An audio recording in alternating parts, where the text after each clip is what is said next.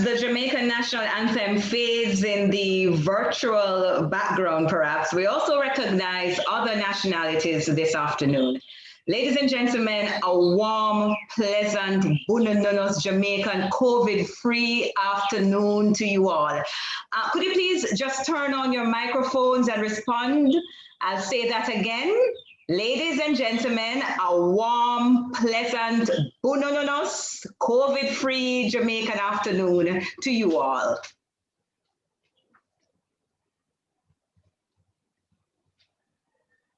No microphones on? Good afternoon. And welcome to the 11th staging of the annual CARIMAC Aggrey Brown Distinguished Lecture. My name is Nadine McLeod, and I have the pleasure this afternoon of guiding you through the proceedings. As the flagship event of CARIMAC's Open Week, each staging of this event serves to commemorate the legacy of the late Professor Aggrey Brown. And as we sometimes say in Jamaican, Professor Brown was what some of us may call the real big man, the real top of top. He was the former director of CARIMAC and former dean of the Faculty of Humanities and Education. He contributed quite significantly to the fields of media, communication, and development. It is indeed my absolute pleasure to be here this afternoon, and I'm sure it's also yours, in this virtual space. Now, at this time, I invite the director of CARIMAC, Dr. Livingston White, to extend official welcome. Good day. Welcome to our annual CARIMAC Aggrey Brown Distinguished Lecture, where we commemorate the memory of the late Professor Aggrey Brown, our former colleague and mentor, director, dean of the Humanities and Education faculty at UWI Mona. Many of us will remember Professor Brown for his contribution to teaching, research, and training in media and communication. It is significant that today we celebrate Professor Aggrey Brown using online technology. Many of us who would have taken Professor Brown's course in communication technologies and global transformation will agree that we are witnessing the transformations that he predicted as a result of the advances in communication technology. We have sustained this lecture series for 11 years, and today's edition is being delivered virtually for the second consecutive year. Today, I am pleased to report that despite the challenges we continue to face with the pandemic, CARIMAC has been able to continue offering an expansive curriculum to our students in film production, animation, journalism, digital media production, and integrated marketing communication. At the graduate level, we offer programs in communication studies, communication for social and behavior change, integrated marketing communication, and this academic year, we welcomed our first cohort in a new master's in media management, a program that we developed in collaboration with the Mona School of Business and Management at the Mona campus. We're currently having discussions on what CARIMAC will look like post-COVID. Many of our students, especially those who began their studies with us online, are telling us that they want to remain online. But as we must deliver production courses, we foresee a future where our curriculum will most likely be blended with a mixture of online classes and access to physical studio spaces and equipment to conduct media production and research activities. Regardless of how we transform, CARIMAC remains committed to one of Professor Brown's tenets, the role of media in national development. We are now seeing examples of how media must be applied responsibly to deal with pandemics, erupting volcanoes, earthquakes, and many other natural disasters, as well as development issues that affect our region. And while we may be eager to transform our various media services with the latest technology, there are some modes of delivery that we have been using that arguably will continue to be relevant in Caribbean societies. Today's lecture is about community radio and its role in transforming voice into action. It is being delivered by someone who benefited from the tutelage of Professor Brown.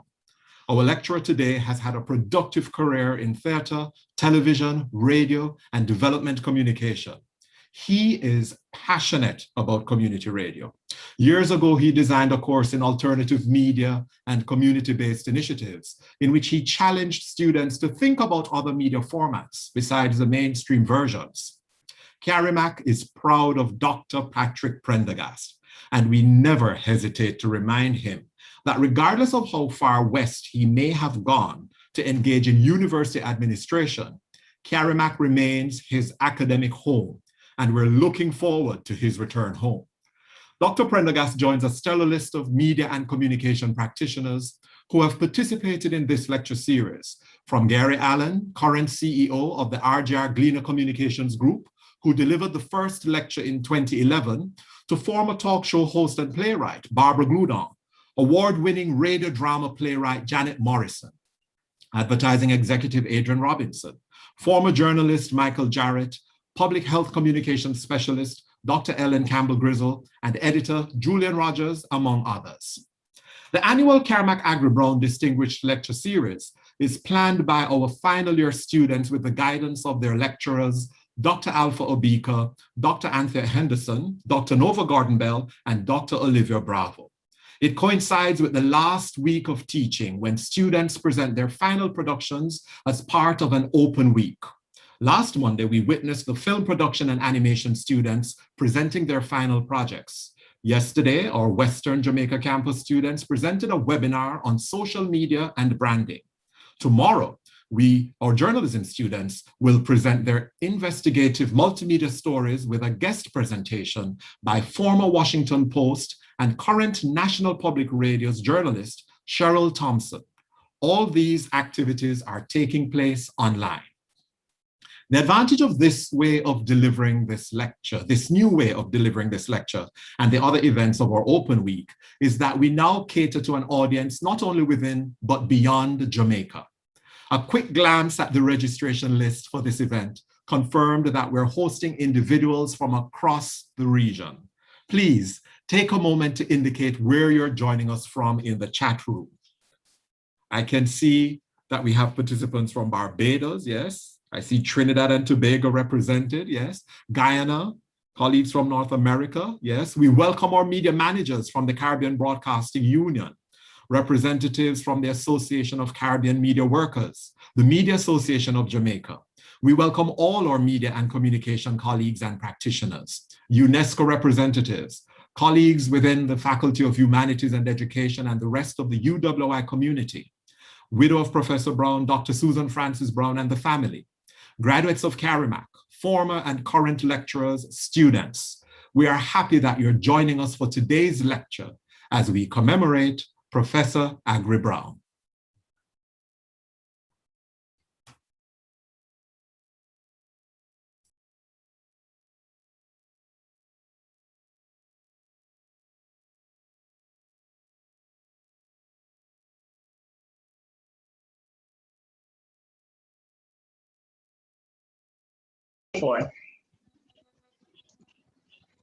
I'm sorry about that, my mic was muted. Thank you so much, Dr. White. I would like to extend gratitude to everyone who is joining us now in virtual space, and we're going to move a bit into what we call event protocol, where we speak about what you can do and what you can't do and so forth. Here are a few things, a few reminders. We would like this afternoon's event to trend on social media, so we're going to ask you to use your mobile phone. We're kindly asking you to tweet with hashtag, we're going to put that in the chat, hashtag CABDL 2021. That's the CARIMAC Aggrey Brown's Distinguished Lecture 2021. So whenever you're saying anything about this lecture, we're going to ask you to use hashtag CABDL 2021.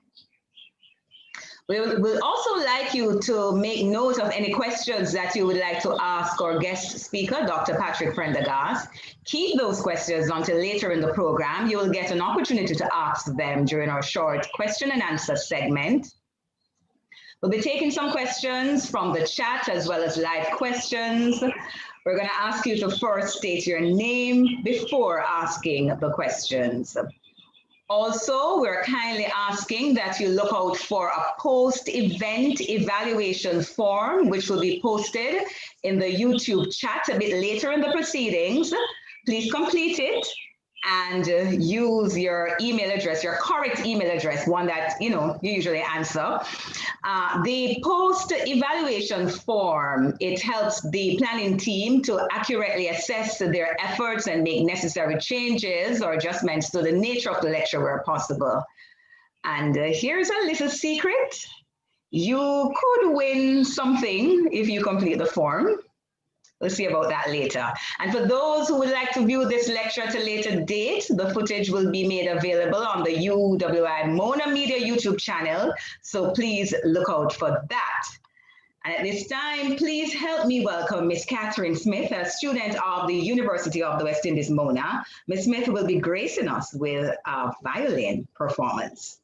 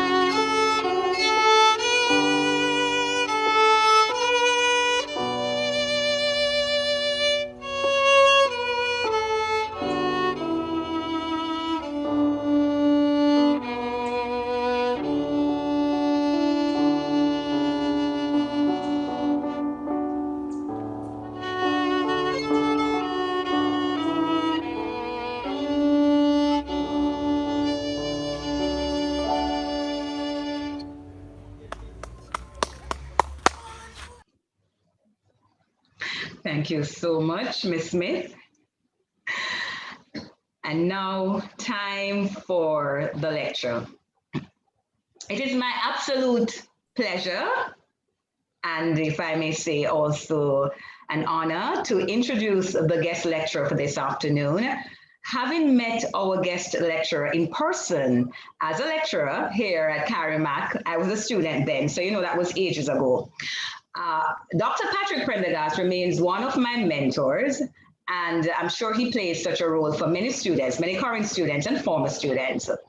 Before that, I saw Dr. Prendergast somewhere else, which of course, that's where many Jamaicans first saw him. And if you guess the television drama called Lime Tree Lane, you'll be correct. So many Jamaicans are coming from far with Dr. Prendergast, kind of like an idea knee situation where Dr. Prendergast is concerned. He's a product of this August Media School, which is within an esteemed institution. And of course, I'm talking about the Caribbean School of Media and Communication, where Dr. Patrick Prendergast did his diploma in mass communication, bachelor's degree in media and communication, and master's in communication for social and behavioral change. He read for his doctorate at the University of Amsterdam. His expertise includes, but is certainly not limited to, community communication, alternative media, and gender and masculinity. Dr. Prendergast is currently the campus director for UWI Mona Western Campus. At this point, I'm going to ask you once again, this time, to really open your microphones and say yay. I'm going to give you the opportunity to open your microphone first. And as soon as I say the next sentence, just give me a yay. Let me know you're there. I'm here to speak to us about pouring development, community radio translating voice into action is none other than Dr. Patrick Prendergast. Yay! Yay! Thank you, Dr. White. Thank you so very much, Ms. MacLeod, for that introduction and the attempts at getting a yay. I'm really very happy to have you as part of this experience. First, I want to say greetings to the many volunteers in community radio spread across the Caribbean space. They continue to make things happen for the betterment of their communities. I want to extend the courtesies to, of course, Dr. Livingston White, the CARIMAC director. And I was listening carefully to his earlier comments. But I really want to thank the team responsible for staging this event, especially the students. I'll talk about Ms. Sidela Mackey and her batchmates, as well as their course lecturers. I want to take time out to recognize Dr. Canute James, Ms. Fairlington, and Dr. Corinne Barnes for always supporting my crazy ideas. And they will know that when I say one of which actually evolved into this very lecture series. So to Dr. Susan Francis Brown and the family of Prof. Brown, you more than most probably understand both the feelings of honor and trepidation I am experiencing at this time. Marjan de Bruyne Maxwell is a part of the family. And I want to thank you all for the privilege of sharing the greatness of Prof. Brown with you. Of course, I don't want to go on much further without saying thanks to my lifelong partner, Doreen, and the family. Thank you for always being there for me. I call my daughters my princesses, Afaya, Kirsty Lee, Abia, Alicia, and my prince son, Jamil Wade, and their children. You know, they're really, truly my rock and anchor. And I know that my professor is on, Professor C.S. Hamling is watching. So I want to say big up and respect to my professor, C.S. Hamling. Finally, I want to acknowledge my boss, Pro Vice Chancellor and Principal of UWI Mona, Professor Dale Weber, for his confidence in me. I want to just thank you, sir, and say, by extension, thanks to my other colleagues within the Mona system, especially the staff and team at the UWI Mona Western Jamaica campus. I'm so grateful for you all. The UWI Mona WJC family, as we love to say, the best little piece of UWI in the West. Thank you, guys. This lecture aims to do three things. It is a tribute to the many volunteers who have, against all odds, found creative and innovative ways to both keep the community media systems above water and simultaneously have them make waves significant enough to keep poor, marginalized communities alive. So I want to hail up people like Romeo Ormsby in Jeffreytown, St. Mary, Jamaica, Aurelia Shaw in Blue Creek, Belize, and Vera Edwards in Toco, Trinidad, and all the volunteers across the Caribbean region. The truth is, when we see what's happening with community radio, we know that radio is not dead, neither as technology nor as performance. Secondly, I want to reflect on the value of regional community radio systems and the implications for sustainability in the open information society, drawing specifically on the developmental work being done in marginalized rural communities, where issues such as health and wellness, education, climate change, and the too long overlooked issue of food security are priority. I'm a purveyor of development communication, and so the focus for me is always going to be on the instructional and directional value of media and communication. Who owns the technology, and for what purposes are the performances constructed? The third objective of this lecture is to honor one of the most influential icons of scholarly application to communication studies in the Caribbean, the late Professor Aggrey Brown. In honoring Professor Brown, I want to raise for consideration and further research the work of people like Michael Alves from Toco in Trinidad. And I always say Michael was, literally responsible for establishing Radio Toco way back in 1997 as one of the first and still the longest serving community radio stations in the English-speaking Caribbean. Through his leadership, the station has become an active agency for social action and social change in Trinidad and Tobago. I also want to raise the work of Jocelyn Josiah from Guyana, who spent 30 years with UNESCO advancing the grassroots communication agenda, and even in post-retirement, continues to engage her inventiveness and resourcefulness with the people of Guyana. Her contribution deserves far more acknowledging than currently obtains. Together, the leadership, initiative, and influence of ALS at the community level, Josiah at the international organizational level, and Brown at the higher education level are among the vanguard of community communication in the Caribbean space and should be recognized as such. Individually and collectively, with the institutional support of regional institutions like the UE, international partners like UNESCO, these men and women have laid a developmental foundation for the incredible work being carried on today by people like Linda Hines in Toco, Ivy Gordon in Jeffreytown, and Norma Edwards with the Leeward Maroons in the sovereign state of Accompong, Jamaica. The legacy of Aggrey Brown is worth protecting. And this distinguished lecture series in his honor is but one dimension to the sustainability of his unparalleled wisdom and insights about global transformation, as Dr. White mentioned earlier, the culture and nature of communication as development, and the pervasive power of information communication technologies.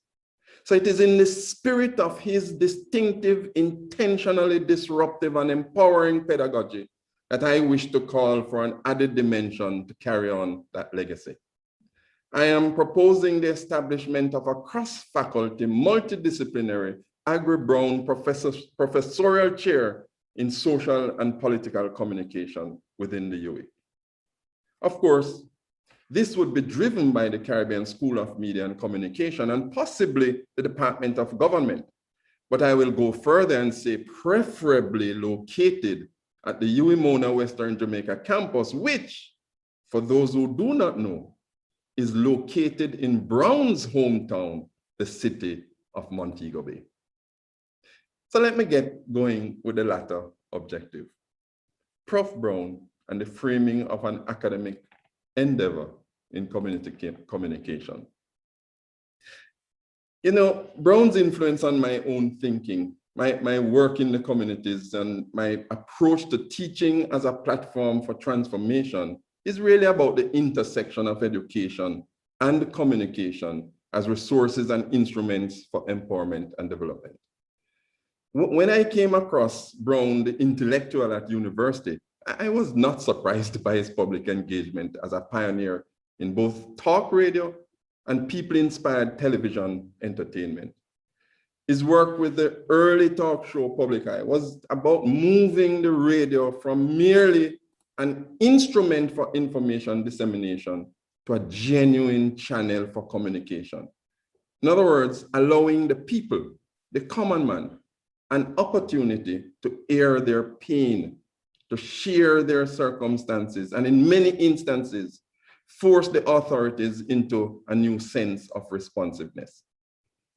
What we see here is how people can engage with a platform, voice, that directly or indirectly allows them to engage with power, action, and get results that could lead to a better life experience change.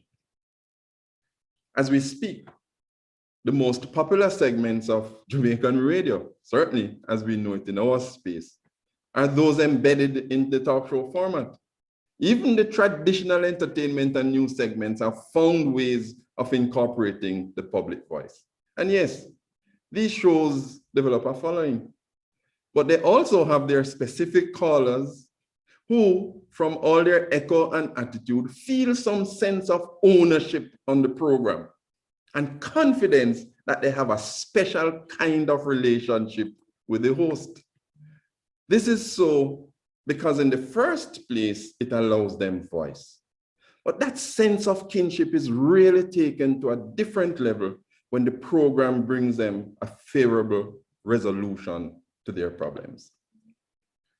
Brown also underscored my own affinity to educators such as Paulo Freire and Bell Hooks. Freire's Pedagogy of the Oppressed was recommended reading during my teacher education training days. And Hooks, her teaching community, A Pedagogy of Hope, became my contemporary frame for advancing education as a tool for changing lives and transforming communities. My professor, Sis Hamling, speaks a lot about communication as a tool for hope. So my keywords have always been hope, education, conscientization, overcoming, freedom, becoming, empowerment. And my key platforms have always been popular theater. Nadine mentioned some of it in the introduction. Community drama, educational television, not just entertainment television. In fact, I did more educational television than entertainment television. Community radio and communication for development education. All channels for promoting human agency, all focused on developing capacities for sustainability of a fulfilling human experience. Again, Brown consolidated for me the incredible value of communication as the core to human development and the critical role of media, both as people and technology, in either advancing or repressing human agency. So let's therefore look a little bit then on the purpose and meaning of communication and its link to development. According to Brown, development constitutes the reciprocal action between people and their environment that leads to the actualization of human potential in all its dimensions and to the conservation and continuity of the environment as people create social society and history. A lot of us influenced by Brown know that particular contentious definition.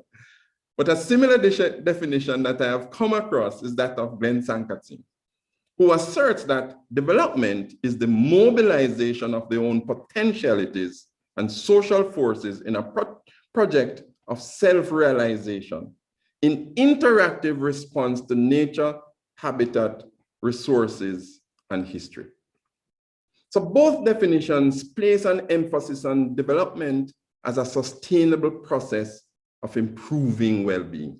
The mobilization of abstract resources such as people's thoughts, ideas, aspirations, and physical resources such as the environment, technology, and action towards self-actualization and empowerment. But note, the mobilization of resources is always in response to the forces of nature and the making of history.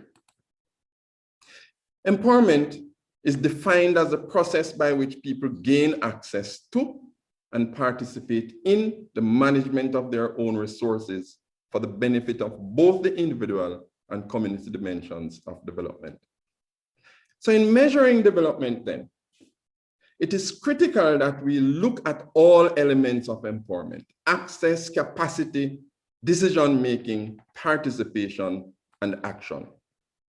For a long time, the focus of the development agencies and those organizations that set out to serve people through the delivery of scarce goods and benefits, that has always been on access as distribution, and in more recent times, participation as consultation.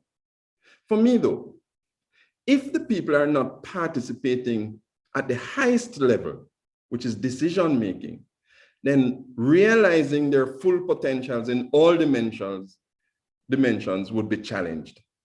In other words, this would be considered unsustainable and therefore, as Brown would say, not development. We need therefore to go beyond mere consultation, but I will return to that a little later. Development rooted in an empowerment framework is about increasing the opportunities for people to improve the human condition. There's a consistent, mutual, reciprocal, and symbiotic relationship between the individual and the community in getting to action that leads to sustainability. So if you have access to a resource and do not have the capacity to manage that resource, then we say, think again. If decisions about the management of that resource are not informed decisions, we say, think again. If people are not participating at all levels and in such a way where their sense of ownership is not compromised, we say, wheel and come again. I see communication as a core element of human agency. In that frame, then, communication is a dialogic process that leads to an empowering outcome, hence voice to action, action to power, but power that is for the sustainable benefit of the people. In other words, communication for development is about using the available technologies to both instruct, guide, and direct our society, the people and the environment, to become better versions of themselves, as the young people would say today.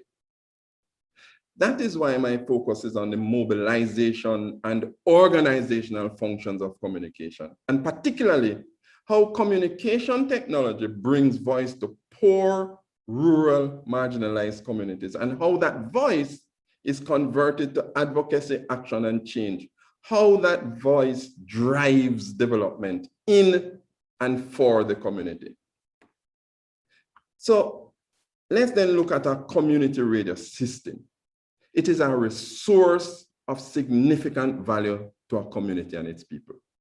It is simultaneously a channel through which people's voices can be transmitted, interpreted, understood, and converted to meaning, advocacy, and action, as well as a system to be managed by the community and for the community. So when we speak of the community radio, then I'm using the definition of community radio adopted by the World Congress of Community Radio Associations, AMAC. And it says, a community radio is a radio owned and managed by the community with programs produced by the community around issues arising within and of relevance to the community. This is in line with the UNESCO definition of community radio, and consistent with the practice across the region, definitely as we know it in the Anglo-Caribbean space. According to UNESCO, community broadcasting is broadcasting which is for, by, and about the community, whose ownership and management is representative of the community, which pursues a social development agenda, and which is non-profit. Very importantly, though, UNESCO notes that rural grassroots groups are often excluded from wider social, political, and economic trends and benefits in society, as along with women, young people, and minority groups. Combating this unfortunate tendency is a key driver for the slogan behind the UN Sustainable Development Goals, that no one will be left behind.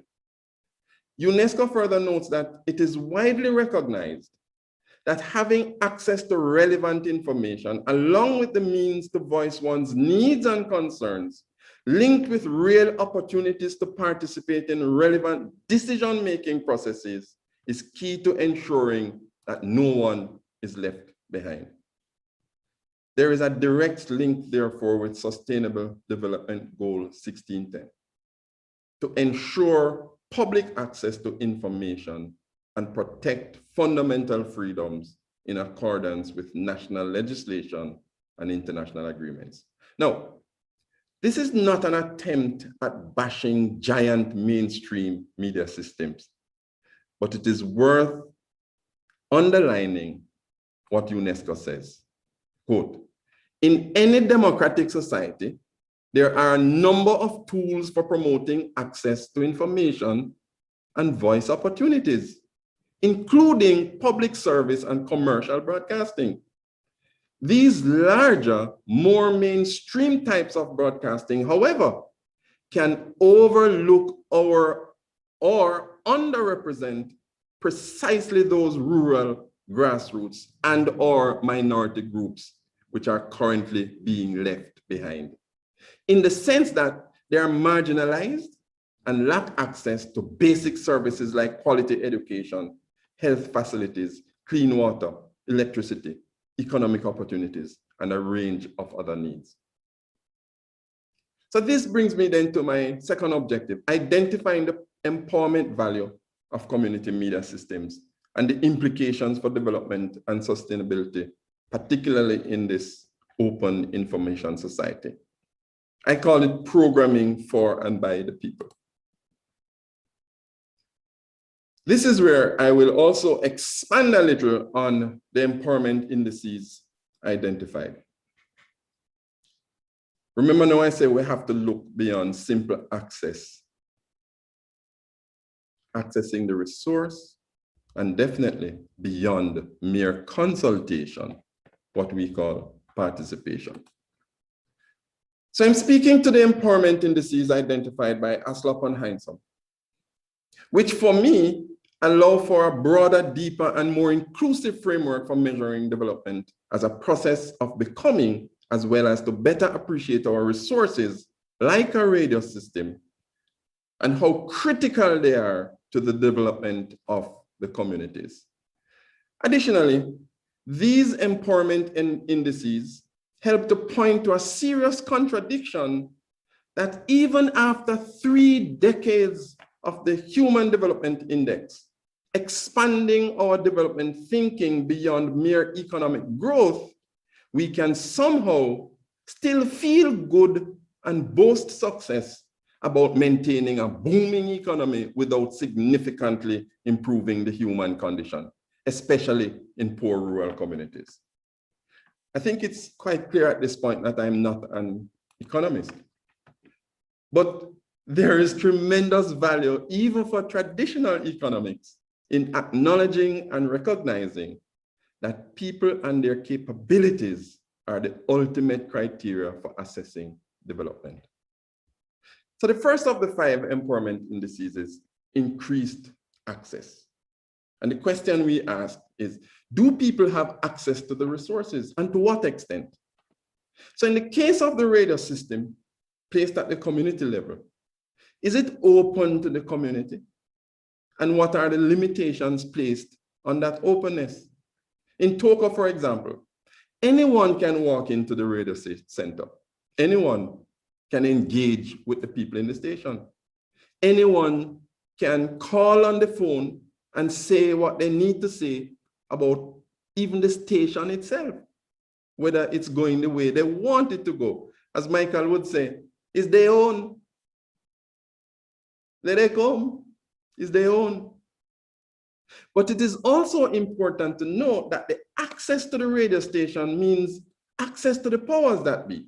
And so when they call in about the conditions of the community, from Matlack to Maturi, they know that their voices are being heard.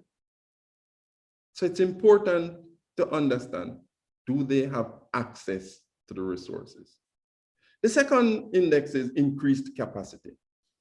And the question is, what specific area of capacity building are identified?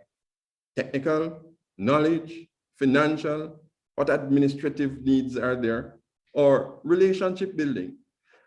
Are there things being done now that they have the radio station that they were not doing before the radio came to the community? So for example, when Rosamond Brown and Barbara Jacobs, two prominent and accomplished broadcasters from the Caribbean, link up with, say, Ian Pringle from Commonwealth of Learning in Vancouver, and go to Blue Creek in Belize, or Soufriere in St. Lucia, or Jeffreytown in St. Mary, Jamaica. When we go there and we lead workshops in participatory community learning program design, that is about increasing capacity. For however long the visit and training may last, the fact is the team is working with people who had never done radio programming nor program design. Most of them had never done anything to do with radio production or broadcasting. No presentation training or community mapping, no needs identification, all new to them. They, however, have knowledge and experience in the community. They know the culture of the people and the threats to that culture. So in the case of a Blue Creek, for example, Radio Akutan, a lot was invested in understanding and presenting the culture of the Mayan people, the music, the food, the art, the technology. Those volunteers have a passion to preserve their culture, not as stubborn resistance to modernization, but as signposts to possibilities. The community learning program design calls for all stakeholders to be at the table, the policymakers, the experts, the volunteers, and the audience. And so all are learning from each other and with each other as they develop programs, and they were not involved in this kind of programming design before. So now they have the capacity to convert their skills into structured radio programming with structured messaging and choosing the most appropriate of formats. The big challenge, though, with increased capacity, as you'll hear me keep saying, wherever I talk, whenever I talk about community radio, is with financial sustainability. So the third index I want to look at is very important index of decision making. I say important because it ties directly with the fourth index, participation. The question to answer here, is the community better able to make informed decisions given the presence of the new resource, the media system, the community radio? So now that the radio station is in the community and is therefore a channel for more deliberate and targeted community needed information, is the community more aware of the issues? And if they're more aware, do the people also understand the factors at play? What social and political or cultural factors surround the major issues that are impacting their community? So in Jeffreytown, which has Jet FM, climate change is at the forefront of the community development experience. As a predominantly agricultural community, the members of the community are learning to better balance their traditional approaches and adapting to contemporary approaches in agriculture, given what they now know about climate change. So have they made decisions about their farming practices given the new information broadcast by the radio station in their radio dramas, the interview features, the special programs about climate change that they've developed? What kind of impact is that having on the community? They say significant impact. Yes, they're making a difference. The community radio station has therefore increased access to resources critical to the development of the community and the individual. It has allowed for the unearthing and development of skills set such as knowledge skills, technical skills, communication skills, and it has put the community in a position to better decide on the best choices available for improving their ways of life. And we come to that index called participation. And this is where, as I say, I mean, it gets a little touchy because for years we've been talking about consultation as participation. I won't get into too much of a debate about it really, but you know, this is where we would say as a community resource, as performance, as tool for promoting and building empowerment, this is where it becomes really very critical to understand what is happening. What we need to do, I would say, is to lead in such a way where the people will participate at what I keep saying is the highest level of participation. So we ask those questions. It's not just a matter of whether there is participation. We ask who is participating. Who is participating in the design of the programs? Is it only the presenters? Only the station managers? In Jeffertown, what about the farmers? Are they participating in the process? Of course they are. What about the children if the program is about better parenting, for example? In other words, is there an active role for the audience both in the program design and the program delivery? Yes, there is. And that is why they're included. So when we ask whether they are participating or not, and we ask what levels they are participating as well.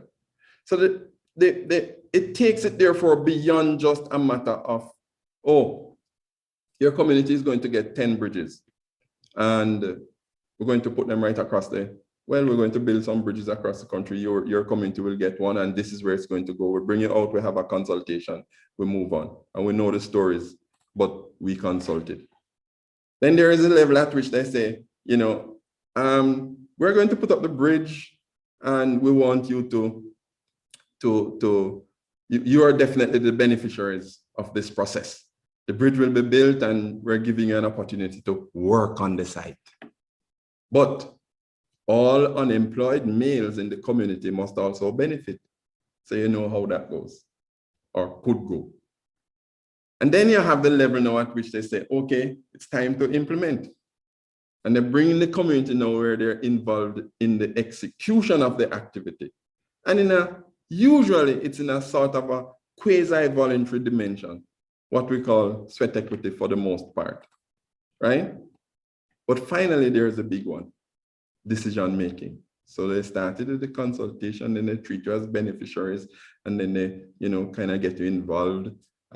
You give peace here today, I come back out tomorrow, and we share the spoils, so to speak. But it's at the decision-making level, which is considered the highest level of participation, that it gets a little bit testy. Because this is where now it means that you recognize the role of the community from the moment the program is being designed. So you take them from planning and design to implementation to monitoring and evaluation, and of course, decisions about moving forward. And the big challenge that is posed by this level of participation is how to balance the inside expertise with the outside expertise. In community radio, what the systems do really is to ensure that you're not only participating at the lowest level, you're participating at all levels. You are treated as important to the overall process. So the program is designed by you, for you, by the community, for the community. And that's very important. It gives some recognition then to the knowledge and skill set within the community. Decision-making could be considered the core, the essence of the empowerment process, because it allows for deeper and greater identity and opportunity for ownership of the resources, both as inputs and as outcomes. And this increases the power of those involved at this level. And if not properly managed and properly understood, it could lead to power tensions, which of course brings it right back to the whole thing of how, in a sense, participation at that level could very well perpetuate the traditional status quo. I think I'm going to expand.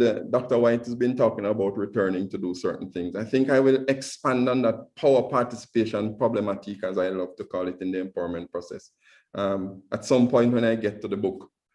But here I just want to say that part of the problem really is that the predominant manifestations of power within the Caribbean space are really rooted in the colonial history of the region, which places the external above the internal, the international above the local, the urban above the rural. And so power indices such as self-esteem, ability or capacity to express ideas, meaning in your own voice, and that sense of agency are tied up in economic status. And we all know what is the dominant knowledge about rural communities. Their economies are way below the average national economy, which means they assume positions of lower status and limited resources, even when the life and livelihood of the community, the fisher folk, the chicken farmer, the potato and breadfruit farmer, even when their lives and livelihood happen to be using technology and information way above the national norm. So to place a radio station on top of that already established low status would be ridiculous, crazy. It's a huge issue because people know, the traditional power brokers know that the power residing in any communication technology can be significant, not just because of the pervasiveness of the technology, but more critically, its potential performance, its capacity to mobilize people. And this is where it brings you to that fifth index on the empowerment indices we're discussing, action. This is where the rubber hits the road. This is where process transitions to product. This speaks to how we convert access to resources, increased capacity, participation at a decision-making level into tangibles, access to action, and action to social change. Now that the people own the resource and have the capacity to deliver benefit to the entire community, what happens? What is the outcome? Well, we see access to clean water, proper roads, the internet, access to quality education, proper healthcare, good parenting, access to food. So when Jet FM says it is the voice of the farmers and declares itself the climate change station, that is a direct statement about its role and value to the sustainability of the community. The development of the community is hinged on its farming community, its farmers learning contemporary means of agriculture. Building gabion baskets to protect the river banks means protecting their properties. And so designing and delivering radio programs that aid in the protection of their soil quality and improve their yield also means changing culture and attitudes, and very often away from things that have become entrenched and embedded parts of the culture. As Romeo would say, one of the volunteers at Jet FM, what may seem like a simple thing as ensuring they have a permit to bury their dead becomes a major shift in culture and mindset for many, having been exposed to the content on the radio. So learning new ways of doing agriculture may also mean major adaptation and adoption of ideas and technologies so they can convert their crops or agricultural output into marketable goods and services, as they do with the breadfruit to flour, for example, and developing agro-processing with up to 80% alternate power, such as solar and wind. All of this is demonstrating their understanding and underpinning of food security to the development of their community, all of which is pushed through the radio station. Now, in case you missed it, Jet FM is owned and operated by the Jeffreytown Farmers Association. And it is the primary communication support to the development activities of the community led by the association. So the station broadcasts programs designed, produced, and approved for airing by members of the association. They are both producers and consumers of the content, but more importantly, as owners and content producers of a media system that meets both informational and educational support to the core of their economic activity. They're also providing guidance, instruction, and direction to the community.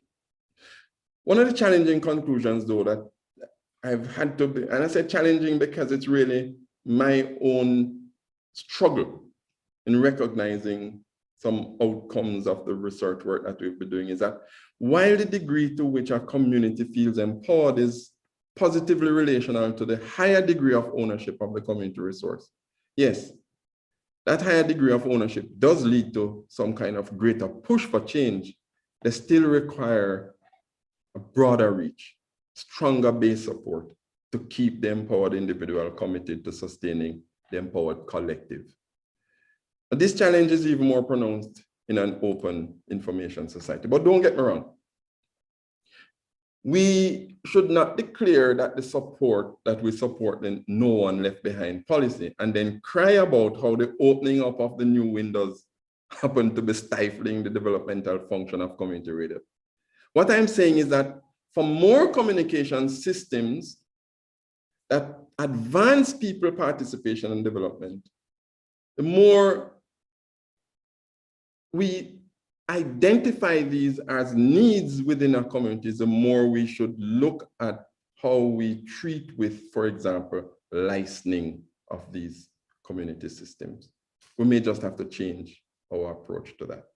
The not-for-profit economic model under which community systems, the community radio stations must operate, cannot sustain the high costs associated with maintaining their mandate of producing information and education content over music and entertainment.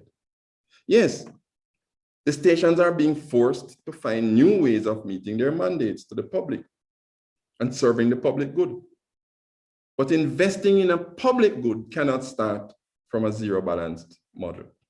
And we could have a different kind of conversation around that, but that's a key area that is literally stifling the power of these community systems to meet their mandates.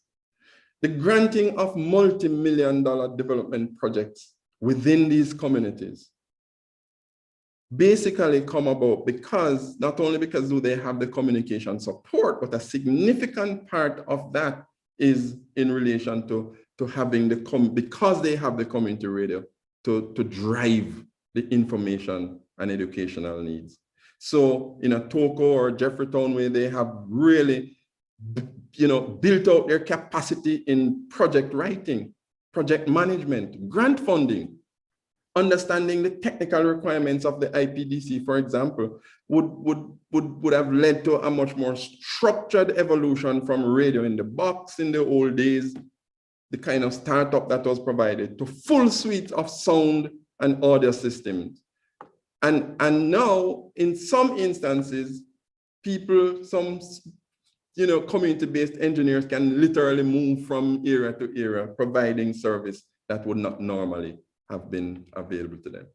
So capacity building is taking place, but it could become quite frustrating when the individual, the volunteer broadcaster, the volunteer program and station manager, the volunteer engineer is still not able to convert their ownership and participation in the sustainability of the community resource to some level of economic empowerment at the individual level. When we're talking about development in all its dimensions, not just economic, not just environmental, not just human, but an overall improvement in human condition. A voice to action development paradigm must allow for equity, equality, and agency on the path to achieving independence at both the individual and collective levels. But is that possible though, when the reality that screams back at the poor and marginalizes that, as Brown would say, those who name the world own the world? He would often remind us of that in lectures, especially when you reflect on the impact of information technology on the global information systems. Is this possible without changing the arrangements for ease of access to the informational products and services carried by the innovations of Gates and Bezos and Columbus and Digicel? Is it possible without changing the arrangements to step up the ladder for volunteers to really step up the ladder, create room for other volunteers to benefit without having to step out to make it possible? Is there an alternative voice for a region that lives in a world largely defined by the global reach of international news agencies, CNN, Fox, or other entertainment platforms such as Netflix, YouTube? Everybody these days have a YouTube channel. Governments, for example, may need to pump some money, some of the communication money for public information into these community-based systems. Yes, to help community radio meet their information and education mandate, which they struggle to meet under their current commercial licensing or current licensing, generally speaking, but at the same time, help the government themselves meet those informational and educational gaps. The big question is, why are these community systems not part of the overall communication strategy for national development? What I will say here, though, is that entities like Mona-owned Newstalk and other limited licensed companies or low-powered entities should look to the community radio program design models for a way out. In the same way, I'm saying that the national agencies should look to these community-based information and communication centers, such as the community radio, as an integral part of their development agenda. What community media systems set out to do is to translate opportunities for a voice into education and awareness building aimed at social change and action that advance the welfare of both the individual and the community. But that is not a road to isolation. It is a road that requires partnership to navigate, to reconstruct, partnership that is never mindful that the process of change, empowerment, and development is about people. Ever mindful about that, you have to be. You know, in the preface of the 2010 UN Communication for Empowerment Global Report, it states, communication underpins human development because it enables people to access, produce, and transfer to others information that is important for their empowerment and progress. Through communication, people are able to arrive at their own understanding of issues, to consider and discuss ideas, and to engage in national public debates. Communication thus enables people to negotiate, develop, and act on knowledge. And it facilitates the formation of public opinion, without which democracy cannot exist. Or more importantly, it speaks to the continued dominance of radio, particularly community radio, as an information medium and strong communication channel for the poor. There is no doubt that the rural poor faces the harshest ends of the failures of the modernity programs in the Caribbean. The transforming roles of community media systems, and particularly community radio, are seen in the way they respond to the risks and opportunities for capturing and keeping volunteers, learning and building capacity for fundraising, writing project, grant funding, designing and delivering training programs for its usually underexposed volunteer staff, and learning from trial and error. In many instances, the technical teams, the design teams, they need skills in management that are required to actually keep the radio station on air. And that usually comes from experience. But one thing is sure, the capacity building is invaluable and can become a great source of support to all the other radio stations in the network. All of this without a commercial broadcast license, and yes, with limited audience, geographic reach, coverage, which is why the value of community radio cannot be about market share. In rural Trinidad and Tobago, Radio Toco has become a kind of defining entity for that particular northeast region of Trinidad. In the past, suffered from significant negative imaging. And like Jet FM in rural Jamaican parish St. Mary, which is often seen as among the poorest of the parishes, Radio Togo has been able to lift the positive imaging of its remote community from, quote, behind God's back, as the locals would say. With strong volunteers and continued partnerships with organizations like UNESCO, as well as others such as the Green Climate Fund, the environmental foundations, and of course, open source and information education support from agencies like Commonwealth of Learning and Farm Radio International, these community-based and operated radio systems are able to make a positive impact on the life of their communities. So I'll end then by just reiterating 3 points. One, because community media systems are for the most part located at the level of the poor, marginalized, and economically and informationally disenfranchised, community media systems are a potentially revolutionary alternative to mainstream media, both in their capacity for signaling and what is happening, and in directing its community towards opportunities for what is to come, for better. In other words, these are systems that may yet provide us with an opportunity to move beyond mere adoption and creative manipulation of the innovation as technology to adaptation and creative application of the innovation as performance. But I charge that those of us involved in advancing the community radio agenda be constantly reminded that collective empowerment is unsustainable if the empowered individuals do not remain fundamentally connected to the advancement of the community. Volunteers simply are important, yes, but volunteering cannot be a way of life for the same people forever. Secondly, the emphasis of community communication should be on the informational and the educational function of communication and not just entertainment. You know, this is why those of us who get defensive about the value of the impact of entertainment, you know, if they just see it as mere entertainment, we'll get defensive about it in terms of the influence, the kinds of negative influence that the people talk about having on behavior. But those who are intentional and purposeful in identifying with the transformational and empowering capacity of communication will never need to be defensive, because it would have been clear from day one that their strategy is rooted in a recognition that media, as both technology and information, are instruments of change, drivers of action, channels of participation, and sources of power, not to be controlled nor manipulated, but to be used for the benefit of the people. Lastly, we're in the stage of what I love to call mass heterogeneity. And as far as I'm concerned, when it comes to social media, while we may be lagging behind in terms of the introduction of new technologies and the regulation as a people, we are somehow always in the stage of adoption, where everybody is still showing off, where imaging becomes everything. Everybody wants to make sure that everybody knows that they got this. So everyone is now an authority, not only in philosophy, but also in science, on everything. Source credibility must therefore be top of mind in this open and free information stage. And this is a period when everyone has multiple communities of followers and believers and converts. And so profiling takes center stage. And we have to be careful about the misinformation because it becomes pervasive. To be careful about disinformation becoming the norm. And of course, the whole issue of cancel culture. When we have a confusion in the pandemic and infodemic breaks out is another issue. Our leaders and our managers panic and pivot to controlling machinations, rather than recognizing that information communication resource is to be used for the sustainable mobilization of all potentials to create opportunities for all people. So let me close by returning to where I started and say this.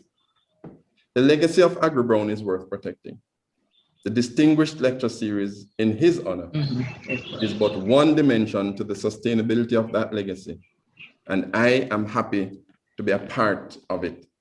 Community radio and the volunteers who keep them afloat are part of a development legacy that is yet to be recognized for the significant role they play in changing the image, status, and fortunes of the communities in which they are located. And it is time to step up the game. And I really and truly hope that this raising of questions will lead to finding answers at a faster rate. You've heard it. My name is Patrick Prendergast, and I really and truly thank you. Thank you all very much for allowing me to share the time with you. And I really do hope that this was of some benefit to you. Thank you very much. I believe I have time for a few questions.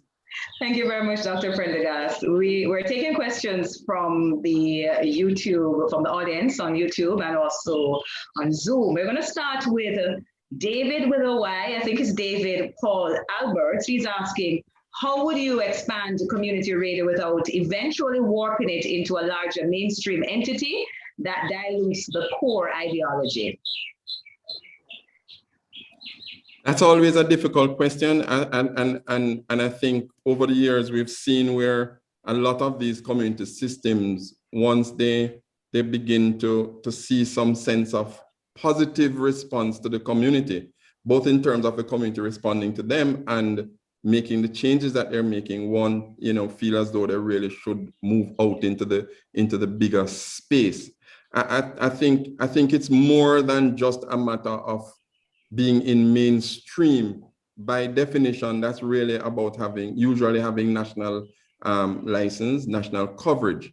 It is very difficult, though, as I said before, for you to maintain the mandate of information and education. That, for me, is the core. If community, therefore, is not just, in other words, today we have a huge opportunity to see community beyond a geographic space, right? The community could also be a community of interest. The important thing is that you are what you identify as a community, whether it's be a community of interest or a community in terms of geographic space. What is key is that you maintain the mandate of providing information and education that will carry on the livelihood, that will make the community better, right? So the programs are designed by those persons who will automatically consume. That's another key element. So it's not just the mandate, but also how the content is shared, how the content is, the programming is designed, and for what benefit. So in a sense, it's very difficult once you start seeing community media in that mainstream mindset that is about reach of a larger, wider audience. It gets very, very difficult. And so, we've seen where across the region, some of them, once they grow out into that kind of space, lose their community media mandate. So it's important. One, it has to be that they're producing programs that are of the benefit to people. The challenge we have currently is that part of a definition that speaks to it being non-profit, right? And that's why I mentioned the whole issue of the sustainability in terms of the financial sustainability. But the important thing is that the people participate, and they participate at the highest level decision-making, and the people are consuming information that they have designed that will actually lead to a better life for themselves, either at the community level as geography or community level of interest. Next question, another one from our YouTube audience, from Jolene Josiah. How can we explain the relatively low level of awareness and understanding of the importance of community radio in the Caribbean? That's a very good question.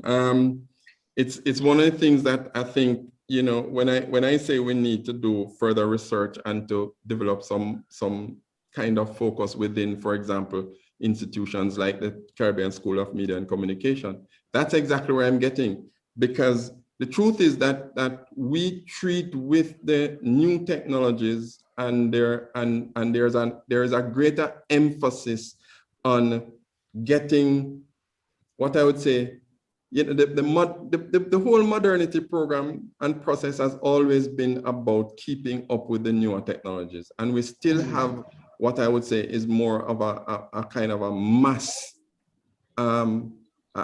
We think of the larger groups more in mass rather than saying, look, can we, for example, get to the same level of of impact by doing something that is old now, gone through the window, because most of the national stations that we have, for example, in Jamaica, came out of a particular experience where you regionalized the radio experience.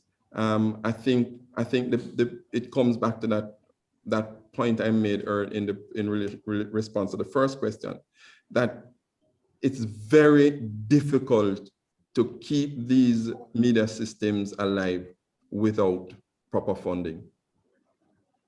Okay, we're going to take one question. Thank you for that, Dr. Prendergast. We're going to take one question from our Zoom audience, and then we go back to YouTube.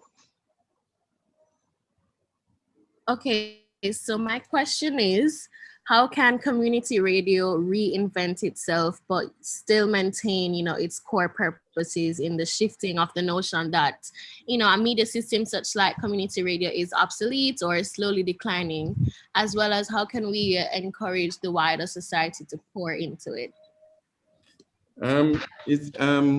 Antoinette, I think, when we talk about encouraging the wider society to pour into it, I think it's really about the big question is getting them to the point where they actually recognize that there is some value to it.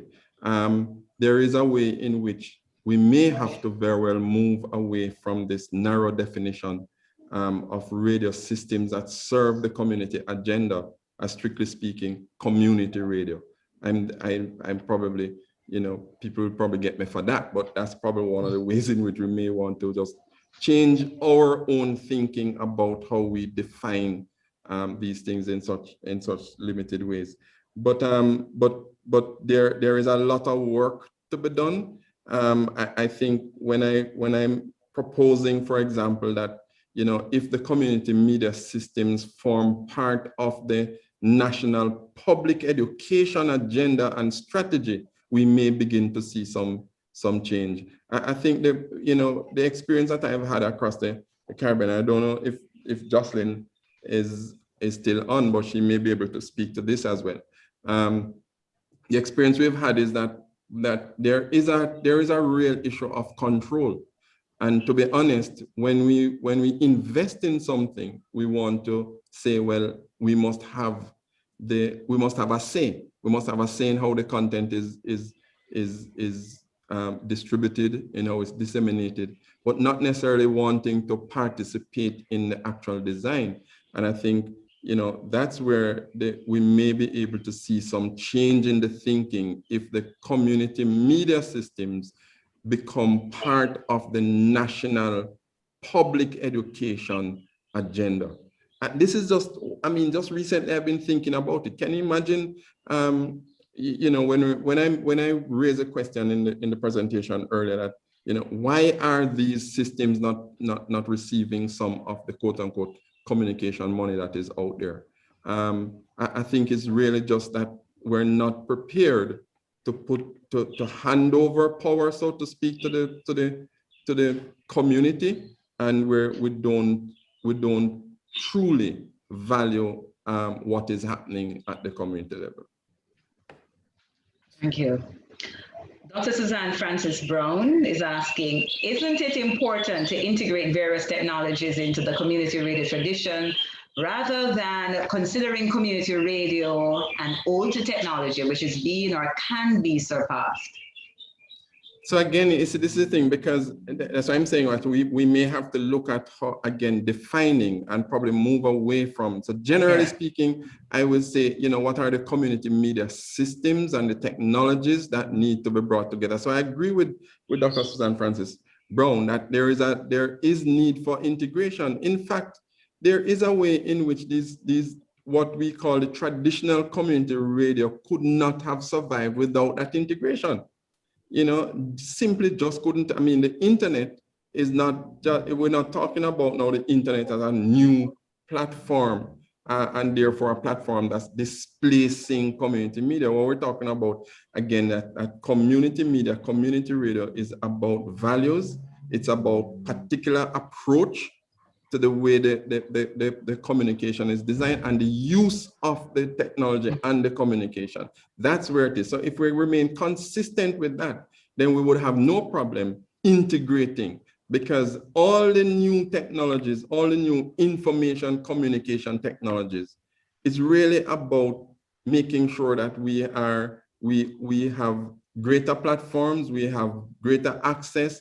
It's always going to come back to how we use it. And I think integration is key. So, you know, if we redefine and move the thinking away from, simply speaking, community radio as a particular technology, rather than community radio as a particular approach and model, then we may find greater value in this process of integration. Final question from YouTube. This one is from Dr. Marcia Forbes. Crux of the matter, how can volunteers convert their sweat equity into something more tangible? No, again, Dr. Forbes, that's why I choose to raise those questions. And I say it. I mean, we can't expect volunteers to be volunteers forever. And you're right. I mean, if it's about introduction, you know, the benefit at the level of sweat equity, converting that to some point where it actually becomes pay. A lot of our community volunteers, once they develop the capacity and the skill set, end up moving out of the communities. So if the community systems are not structured and developed in such a way where we can sustain the volunteer growing and becoming empowered, we're going to have problems. We're going to be constantly searching for volunteers. And to be truthful, this is also something that I've been struggling with for many, many years working at the community level. It also has to do with how we define volunteers.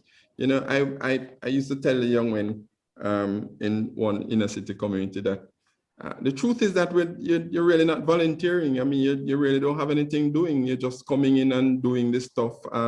But tomorrow, if you get something that you see as, you know, economically viable, you're going to go. So it's also about how we define volunteers. And yes, we are going to have to come to terms with, you know, the fact that people want to be better and people are going to seek to be better. And if we create a platform upon which they are going to be better, if we don't change the way, the funding arrangements, for example, we're going to lose those people. So it's a very difficult, it's one of the areas that we have to do some more work in, I would say, Dr. Forbes. And our final question from Zoom, or Zoom audience. This is our last question.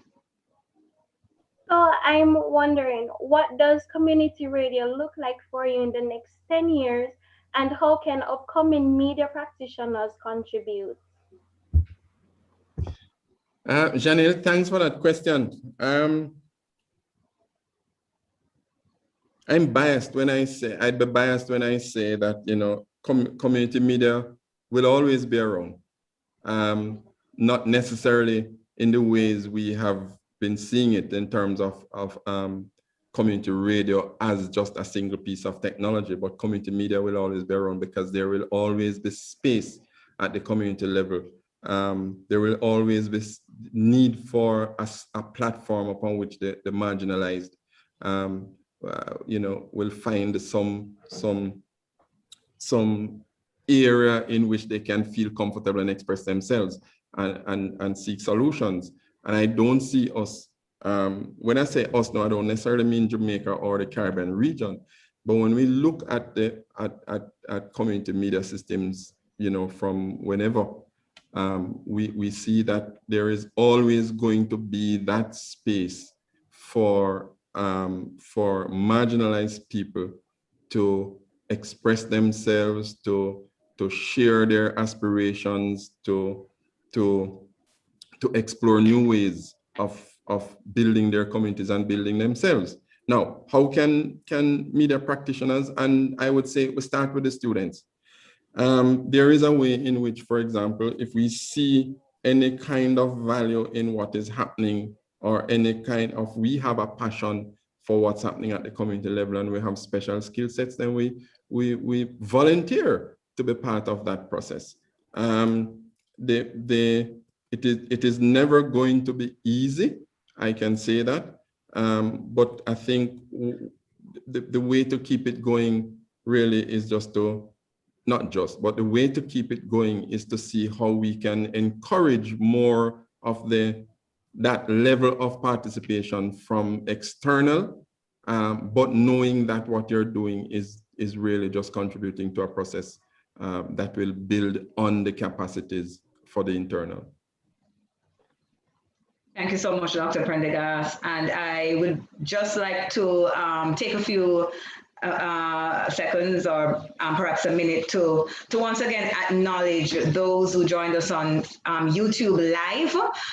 Just a few comments, commendations, Dr. Prendergast. I must tell you, I don't know if you're able to see YouTube Live, but from you and Mona, WJC, thank you, Dr. Prendergast, for such a wonderful lecture. This was informative and a valuable engagement, which will help persons understand the value of developing community radio. And you spoke a little bit about community of interest, quite from Dr. Longsworth. Agree with that. Expansion to community of interest, very important. Dr. P for further research. Dr. Nova Gordon Bell is agreeing with Hillary Nicholson's.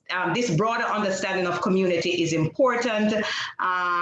You will, of course, get the opportunity to look at them. Overwhelming support from YouTube. Thank you very much. Any final word before we go on, Dr. Prendergast? Well, what I will say, I mean, I'm really appreciative of the comments, and this is an area that I know we can. There are so many possibilities, you know, and we're going to have to create opportunities to take the different questions that I've raised. Is one, I think is probably one of the things I love to do, is to just raise the questions, throw some ideas out there, and then, you know, hopefully people will join me in exploring a pathway to answers. But I will just wrap by saying, you know, my professor Samling is always speaking about the reflexive function of communication, and I think that's what this lecture is for me. This dialogue is for me. It certainly raises the questions about communication, the definitions of media and development, and you know, I believe it's really worthy of interrogation. So I want to thank everybody for their support, and I actually look forward to you know, doing some more work in this region. And in this area of what I think is an area that is under-researched and underserved. Okay, thank you, Dr. Prendergast. And for those questions that we were not able to answer, those from the YouTube audience, Dr. Prendergast will respond to them at a later date. Okay, definitely. So almost. Thank you. Okay, so we are at the point when we do some evaluation. I'm going to ask you to click on and complete the post-event evaluation form that should be in the YouTube link by now. Please remember to include your email address. The evaluation is for the planning team to assess the success of this event. So I'm going to give everyone about 2 minutes to complete it. We'll be playing instrumental, and then we'll come back to wrap up.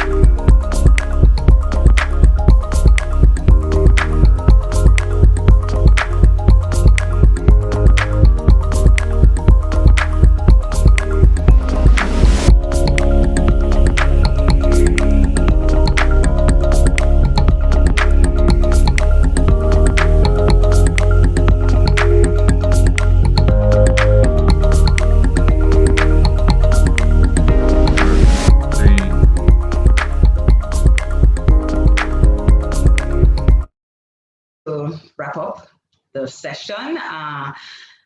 Here to present the vote of thanks is Mr. Javante Webster. He's team leader for the group of final year students who have so wonderfully executed this year's staging of the CARIMAC Aggrey Brown Distinguished Lecture. Right, Over to you, Javante. All right, thank you very much, Ms. McLeod. So ladies and gentlemen, pleasant afternoon to you all. My name is Javante Webster. I'm currently the Guild CAC elect, and it is with great honor and privilege that I deliver the vote of thanks at this iconic event, which honors the legacy of Professor Aggrey Brown. I'd first and most importantly like to acknowledge the Lord thy God for the strength and grace He allowed us to make this 11th staging a success, from an idea to a reality. Secondly, I want to thank the guest speaker, Dr. Patrick Prendergast, Director of the University of the West Indies Western Jamaica campus, for dedicating the time and effort to deliver our keynote speech. Community radio is a very, very important component, as it plays an immense role in channeling creativity and pushing development. I must also thank today's moderator, Ms. Nadine McLeod, for her professional, excellent, and very engaging coordination of the program. We are extremely grateful. Special thanks to our very own Dr. Livingston White, Director of CARIMAC, for his support and guidance in executing the event, as well as our lecturers, Dr. Alpha Beaker and Dr. Olivia Bravo, who provided us with the encouragement to keep going, even when the time was extremely hard. And also, I must recognize my diligent team members, Ms. Sidela Maki, Ms. Anthony Hines, Ms. Lishay Williams, Ms. Janelle Bartley, Ms. Trudy Miles, Mr. Ron Michael Mattis, Ms. Brittany Gill, and Ms. Shania Russell. We worked very hard to put this event together. We started off with a goal: to move, to press, to persevere. And today, my friends, we persevered. I also wish to thank the technical team from CARIMAC, as well as the technical team from MITS, for streaming this event so that you all can enjoy it from the comfort of your homes. We're extremely thankful.